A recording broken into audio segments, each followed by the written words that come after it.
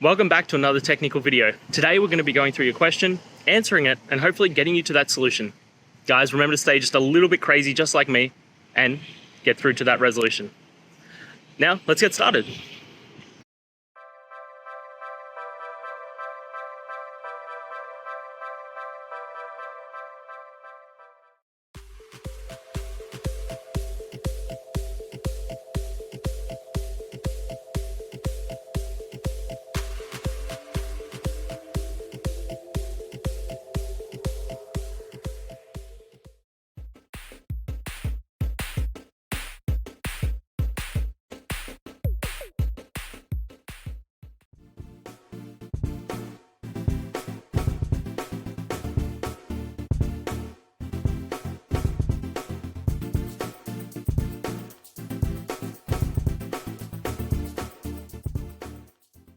And that's it, guys. I hope this video has helped find that solution that you're looking for.